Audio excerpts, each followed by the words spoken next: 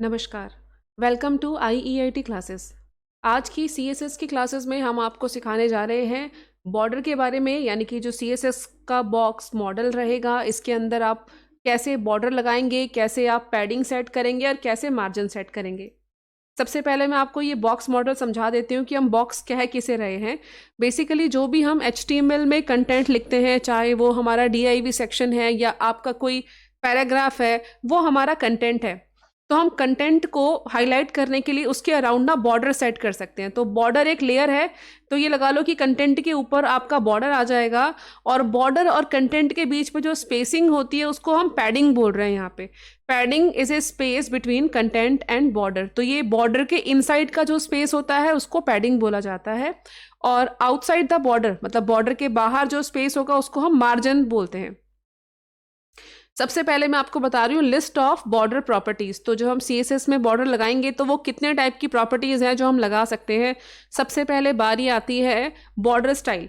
तो बॉर्डर के स्टाइल के नाम है लाइक सॉलिड आप यूज कर सकते हो, डबल है, डैश्ड है, डॉटेड है, इनसेट है, आउटसेट है, और भी कुछ बॉर्डर्स हैं जो आप लगा सकते हो। और आप जैसे बॉर्डर लगाओगे तो बॉर्डर को आप कुछ इस तरीके से भी लिख सकते हो, लाइक आपने लिखा है border top style, right style, bottom style. तो आप चारों तरफ के अलग अलग बॉर्डर भी दे सकते हो। उसके अलावा आता है बॉर्डर कलर, कि बॉर्डर का कलर क्या होगा, बॉर्डर की विड्थ यानी कि उसकी थिकनेस कितनी होगी, और अगर आप बॉर्डर को हाईलाइट करना चाहते हो यानी कि आप चाहते हो कि उसके कॉर्नर जो हैं वो राउंडेड हो जाएं, उसके लिए आपको यूज़ करनी है बॉर्डर की रेडियस प्रॉपर्टी। तो रेडियस से हमारे जो बॉर्डर है कंटेंट के अराउंड वो राउंडेड हो जाएगा। नेक्स्ट, आज हम क्लास में आपको मार्जिन और पैडिंग के बारे में भी बताएंगे। तो मार्जिन से क्या होने वाला है, यानी कि मार्जिन आपके जो DIV सेक्शन है उसे उसके बाहर का जो स्पेस है वो हम मार्जिन से कंसीडर करते हैं। और पैडिंग है space inside the content and border. तो कंटेंट और बॉर्डर के बीच में जो स्पेस है उसको हम पैडिंग बोलते हैं। तो ये सब समझाने के लिए मुझे चलना पड़ेगा यहाँ सबलाइम की स्क्रीन पे। तो मैंने यहाँ पे ना पहले से ही एक वेब पेज बना के रखा है, और इसके अंदर मैंने हेडिंग 1, हेडिंग 2 और एक लोरेम से पैराग्राफ ले रखा है। अब देखो ये वेब पेज पे कैसा नज़र आ रहा है, तो मैंने इसको सिंपल वेब पेज पे आपको दिखाया। तो ये कंटेंट जो है ये कुछ अलग सा दिख नहीं रहा है, हाईलाइट भी नहीं हो रहा है, पूरा वेब पेज एक ही है। तो हम क्या करेंगे ना, यहाँ पे हम इस कंटेंट को यानी कि जो भी हमने लिखा है इसको हम एक DIV सेक्शन के अंदर सेट कर रहे हैं। तो मैंने यहाँ लिखा DIV टैग, और DIV टैग को मैंने लास्ट में क्लोज किया। मतलब ये सब जो मैंने यहाँ लिखा है ना, ये हेडिंग 1, हेडिंग 2 और ये पैराग्राफ जो लिखा है, ये हमारे DIV में यानी कि एक ऐड की तरह आप लगा लो कि हमें इसे ऐड की तरह शो करना है। अब DIV में आप चाहो तो आप क्लास बना के यूज़ करो। तो मैं यहाँ पे ऐसा करती हूँ, ऊपर एक क्लास डिफाइन करूँगी और क्लास से DIV को करूँगी चेंज। क्लासेस के बारे में हमने आपको पहले भी बताया था कि ID क्या है और क्लास क्या है। तो क्लास क्या है, CSS की जो प्रॉपर्टीज़ हैं उसके ग्रुप से आप एक क्लास बनाते हो, और क्लास को आप जब भी चाहो यूज़ कर सकते हो, आपको क्लास का नाम यूज़ करना है। तो क्लास बनाने के लिए मुझे यहाँ लगाना होगा स्टाइल टैग। स्टाइल टैग लगाने के बाद मैंने, अगर हम क्लास बना रहे हैं तो क्लास को बनाने के लिए आपको डॉट पहले शुरुआत में लगाना होगा। तो मैंने क्लास का नाम डॉट करके मैंने सपोज इसका नाम दे दिया S1। तो ये क्लास का नाम है S1, और मैंने यहाँ लिख दिया बॉर्डर। अब बॉर्डर क्या चाहिए, तो मैंने यहाँ लिखा बॉर्डर टॉप, उसके बाद यहाँ लिखा स्टाइल। तो यहाँ लिखा मैंने बॉर्डर, उसके बाद लिखा टॉप, उसके बाद लिखा मैंने स्टाइल। तो बॉर्डर टॉप स्टाइल ये मैंने एक साथ लिख दिया, और यहाँ पे टॉप स्टाइल के अंदर मैंने यहाँ लिखा है सॉलिड। इसके अलावा मैंने यहाँ लिखा बॉर्डर, उसके बाद बॉर्डर की यहाँ पे हमने विड्थ दे दी है, तो यहाँ लिखा टॉप, के बाद हमने यहाँ लिखा विड्थ। तो टॉप की विड्थ कितनी होगी, तो वो मैंने यहाँ से ले ली है 10 px। इतना लिखने के बाद अब ये क्लास आप जब तक DIV सेक्शन में यहाँ पे क्लास नहीं लिखोगे तब तक वो क्लास जो है DIV पे अप्लाई नहीं होगी। तो हमने यहाँ पे सिंपल लिखना है क्लास, और जो क्लास हमने डिफाइन की है उसका नाम है S1। तो DIV में हमने यहाँ लिख दिया क्लास 1। तो ये जो ऊपर हमने क्लास बनाई है ये प्रॉपर्टी इस DIV में अप्लाई हो जाएगी। इसको सेव करने के बाद आप वेब पेज पे जाके देखना कि बॉर्डर आया कि नहीं आया। तो मैंने जैसे ही F5 किया, आप देख रहे हो ये बॉर्डर जो है ये ब्लैक कलर का पूरा आ गया है पूरे वेब पेज पे, क्योंकि हमने DIV का साइज नहीं दिया था, हमने विड्थ उसकी दी ही नहीं है। तो पहले हम इसकी विड्थ को सेट कर लेते हैं ताकि वो एक बॉक्स की तरह दिखने लगे। तो मैंने यहाँ पे क्या किया, मैंने यहाँ पे दे दी इसकी बॉर्डर DIV की जो विड्थ है, वो विड्थ मैंने यहाँ पे कर दी है 500 px। तो 500 px की हमने यहाँ ले लिया विड्थ। अब बॉर्डर जो है ना देखो टॉप में आ रहा है, सिर्फ 500 px तक ही आ रहा है। अब आपको इसकी हाइट और ये बॉर्डर जो है ना ये सिर्फ एक तरफ आ रहा है। अगर मैं यहाँ टॉप की जगह मैंने यहाँ लिखा है लेफ्ट, तो ये जो बॉर्डर है ना ये लेफ्ट साइड में ही आएगा। तो अगर आप एक एक करके एक एक तरफ का बॉर्डर बनाओगे, लेफ्ट का अलग राइट का अलग, तो कोडिंग बहुत ज़्यादा बड़ी हो जाएगी। तो हम क्या कर सकते हैं, अगर आप ये यहाँ पे लेफ्ट नहीं लिखना चाहते तो हम क्या कर सकते हैं, ये लेफ्ट को हटा के यहाँ पे ये लेफ्ट हटा दो।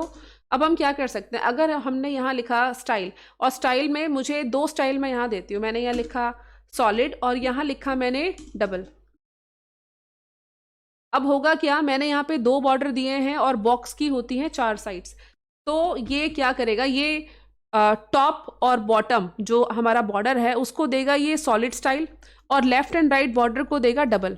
ऐसे ही टॉप और बॉटम का जो विड्थ है बॉर्डर का वो रहेगा 10 px, लेफ्ट और राइट का रहेगा 5 px, क्योंकि ये ना क्लॉकवाइज चलता है। तो पहले टॉप को फॉर्मेट करेगा, फिर राइट को, फिर बॉटम को और फिर लेफ्ट को। तो सेव करने के बाद अब आप देखोगे ये बॉर्डर कुछ इस तरीके से आपको दिख रहा है। तो टॉप में और बॉटम पे सॉलिड है और लेफ्ट और राइट में डबल बॉर्डर है। डबल और सॉलिड के अलावा और भी बॉर्डर के नाम हैं, जैसे मैंने यहाँ इसका नाम दे दिया डैश्ड या डॉटेड। जो आपको मैंने पहले नाम बताया वो कोई भी नाम आप यहाँ यूज़ कर सकते हो। अब अगर आपको चारों अलग अलग बॉर्डर देना है तो आप यहाँ पे चारों अलग अलग भी दे सकते हो, आप 4 प्रॉपर्टी भी लिख सकते हो। तो आपको देखो ये दिखेगा कि कैसे ये क्लॉकवाइज चल रहा है। डैश लिया हमने, डबल लिया, सॉलिड लिया और यहाँ ले लिया मैंने डॉटेड। तो चारों टाइप के मैंने यहाँ पे बॉर्डर ले लिए। देखो ऊपर आ रहा है डैश, फिर ये डबल है, ये सॉलिड है और ये डॉटेड है। तो ये टॉप में, राइट में, बॉटम में और लेफ्ट में। तो इस तरीके से क्लॉकवाइज जो है ये बॉर्डर हमारा बन के तैयार हो गया।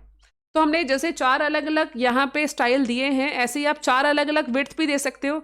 और अगर आप चाहते हो कि चारों तरफ एक जैसी विड्थ आए तो आप सेम, यानी कि एक ही आर्ग्यूमेंट दोगे तो चारों तरफ आपका सेम आएगा बॉर्डर। अब मैंने क्या किया, यहाँ से भी 4 अलग अलग प्रॉपर्टीज़ को हटा दिया और मैंने यहाँ पे सिंपल बॉर्डर लिया है सॉलिड। इसके अलावा आप यहाँ लिख सकते हो बॉर्डर, बॉर्डर के साथ आप यूज़ करोगे कलर, और मैंने यहाँ पे कलर यूज़ कर लिया ब्लू। तो आप देखो ये बॉर्डर जो है ये ब्लू कलर का आ गया कंटेंट के अराउंड। ठीक है, तो ये जो है बॉर्डर हमने दिया, border style, border width, border colour, और विड्थ जो है आपके DIV सेक्शन की वो है 500 px। इसके अलावा बॉर्डर को राउंडेड करने के लिए आपको यहाँ लिखना होगा बॉर्डर रेडियस। तो बॉर्डर रेडियस मैंने अगर दिया 20 px, तो आप देखोगे जो ये बॉर्डर के कॉर्नर्स हैं ना ये राउंडेड हो गए हैं। तो अब ये देखने में और अच्छा लग रहा है क्योंकि इसके जो कॉर्नर्स हैं वो राउंडेड हो चुके हैं। लेकिन जो कंटेंट है ना वो बिल्कुल इस बॉर्डर से टच होता हुआ आ रहा है, इसके अंदर स्पेस नहीं है। तो मैंने आपको बॉक्स मॉडल में समझाया था कि जैसे ये हमारा कंटेंट है और ये बॉर्डर है, कंटेंट और बॉर्डर के बीच में जो लेयर आती है उसको बोला जाता है पैडिंग। तो मुझे अभी स्पेस मेंटेन करना है तो मुझे यहाँ लिखना होगा पैडिंग। पैडिंग को भी आप 4 अलग अलग वैल्यूज दे सकते हो, टॉप की, राइट की, बॉटम की, लेफ्ट की, या आप एक साथ दे सकते हो। तो मैंने यहाँ पे लिख दिया 20 px। तो होगा क्या, ये जो पैडिंग है ये 4 साइड इक्वल रहेगी। देखो अब 4 साइड्स इक्वल आपको पैडिंग मिल रही है। पैडिंग हमने यहाँ दी है 20 px की। इसके अलावा पैडिंग आप 2 भी दे सकते हो, तो ये टॉप, बॉटम और लेफ्ट राइट का वही रूल फॉलो करेगा। अब ये जो DIV हमने बनाया है ना, इस DIV को हम चाहते हैं कि ये वेब पेज के सेंटर में आ जाए। सबसे पहले देखो मार्जिन, जो मैंने बताया आपको मार्जिन देखो कैसे होगा। मैंने यहाँ लिखा मार्जिन और मार्जिन लिखा है यहाँ पे 40 px। तो अभी हम जैसे ही इसको रिफ्रेश करेंगे, देखो यहाँ वेब पेज में टॉप से और लेफ्ट से 40 px का हमें गैप मिल रहा है। और अगर आप चाहते हो कि हॉरिजॉन्टल सेंटर में आए आपका DIV, तो मार्जिन वैसे भी जो है ना वो बॉर्डर के आउटसाइड होता है। तो ये बाहर का जो स्पेस है, बॉर्डर के बाहर का स्पेस, इसको हम मार्जिन बोल रहे हैं यहाँ पे। और अगर देखो यहाँ पे एक प्रॉपर्टी है जिसका नाम है ऑटो। अगर आप मार्जिन ऑटो लिखोगे तो आपका जो DIV है ये वेब पेज पे हॉरिजॉन्टल सेंटर आ जाएगा। तो अब ये बिल्कुल सेंटर में है, हॉरिजॉन्टली लेफ्ट राइट से आपको इक्वल स्पेस मिल रहा है। इसके लिए हमने क्या लिखा, मार्जिन ऑटो। तो बॉर्डर के बाहर की तरफ जो है वो हमें ऑटोमेटिक हॉरिजॉन्टल मार्जिन मिल गया है लेफ्ट और राइट साइड से। इसके लिए हमने लिखा है मार्जिन ऑटो। पैडिंग अगर आपको बढ़ानी है तो यहाँ से आप पैडिंग बढ़ा सकते हो ताकि और कंटेंट थोड़ा आपको खुला हुआ मिल जाए। चलिए मैं इसको थोड़ा सा और अच्छा दिखाने के लिए, ये जो कंटेंट है ना इसको सेंटर लाइन करना चाहती हूँ। तो इसको सेंटर लाइन करने के लिए आपने क्या करना है, ये तो वैसे मैंने आपको जो बॉर्डर की प्रॉपर्टीज़ के बारे में बताया है वो सारी हो चुकी हैं कंप्लीट। अब मैंने यहाँ पे क्या लिखना है, मैंने यहाँ पे लिखा कि टेक्स्ट जो है, तो यहाँ लिखा टेक्स्ट, उसके बाद हमने यहाँ लिखा अलाइन और टेक्स्ट अलाइन कर दिया सेंटर। तो होगा क्या, जो भी कंटेंट है वो इस DIV के सेंटर में अलाइन हो चुका है। ठीक है, तो ये कंटेंट सेंटर में आ गया। और लास्ट क्लास में हमने आपको CSS बैकग्राउंड के बारे में बताया था। तो अगर आप इस DIV में कलर देना चाहते हैं या बैकग्राउंड इमेज देना चाहते हैं तो ये भी हो सकता है। उसके लिए आपको क्या करना है, यहाँ पे लिखना है बैकग्राउंड, और बैकग्राउंड के साथ अगर मैं यहाँ लिखती हूँ कलर, तो मैंने यहाँ लिखा येलो कलर, तो ये देखो DIV के पीछे जो है ये येलो कलर आ चुका है। ठीक है, अब ये जो येलो कलर लिया है, इसके अलावा आप इसको ग्रेडियंट भी दे सकते हैं, RGBA। तो पहले ऐसा करते हैं, यहाँ पे बैकग्राउंड के पीछे ना कोई इमेज सेट कर देते हैं तो आपको थोड़ा और अच्छा लगेगा। ये मैंने यहाँ लिखा बॉडी सेक्शन, और बॉडी सेक्शन पे यहाँ लिखा हमने बैकग्राउंड। बैकग्राउंड के बाद हमने यहाँ लिखा इमेज, बैकग्राउंड इमेज जो हम दे रहे हैं। उसके बाद मैंने यहाँ लिखा URL, और मेरे पास जो इमेज रखी है उसका नाम मैंने यहाँ लिया car.jpg। तो ये इमेज जो है ये वेब पेज के पीछे आ जाएगी बैकग्राउंड पे। इसके अलावा भी मेरे पास इमेज है, तो देखते हैं कौन सी इमेज है। इमेजेस फोल्डर के अंदर यहाँ पे एक a.jpg करके इमेज भी है, तो इसका एड्रेस हम यहाँ दे देते हैं इस फाइल में। तो यहाँ पे हमने इमेजेस फोल्डर का नाम लिखा, और हमारे पास जो इमेज है उसका नाम है a.jpg। तो हमने यहाँ लिख दिया a.jpg। यहाँ डबल स्लैश आना है, और ये वेब पेज के देखो बैक साइड में इमेज भी सेट हो गई है। ठीक है, लेकिन ये जो DIV है ना ये बिल्कुल डार्क कलर का है, तो ये अच्छा नहीं लग रहा है, एकदम पैच जैसा लग रहा है। उसके पीछे की इमेज तो हमें दिख ही नहीं रही है। तो हम चाहें तो इस DIV की जो कलर है ना, ये हम यहाँ पे आपको कलर में बताया था, एक फंक्शन है RGBA, या आप HSLA का भी यूज़ कर सकते हैं। तो मैंने यहाँ पे क्या किया, 000, यानी कि रेड ग्रीन और ब्लू तीनों का आर्ग्यूमेंट 0 है, तो इससे होगा क्या कि ब्लैक कलर बनेगा। और 0.5 इसके दिया है मैंने ओपेसिटी। तो अब देखिए जो ये DIV है ना, ये देखो ट्रांसपेरेंट हो गया है। आप टेक्स्ट का कलर वाइट कर सकते हो, तो ये आपका हाईलाइट होकर नजर आएगा। मैंने क्या किया, यहाँ पे कर दिया टेक्स्ट का कलर वाइट। अब इसको सेव करके आप देखिए कंटेंट जो है वाइट कलर का आ रहा है। ठीक है, तो ये DIV जो है हमारा। और अगर आप बॉर्डर आपको अच्छा नहीं लग रहा तो आप इससे बॉर्डर लेस कर दो, थिकनेस आपको कम करनी है तो कम कर दो। ठीक है, तो आप जैसा चाहो वैसा आप बॉर्डर यहाँ सेट कर सकते हो। ब्लू के बदले आपको कोई और कलर देना है तो आप वो कलर दे सकते हो। इस तरीके से हम अपने वेब पेज के जो अलग अलग सेक्शंस हैं एक कार्ड की तरह उसको शो कर सकते हैं। आज की CSS क्लासेस में इतना ही। नेक्स्ट क्लास में हम आपको आगे बताएंगे नेक्स्ट प्रॉपर्टी। तब तक के लिए धन्यवाद।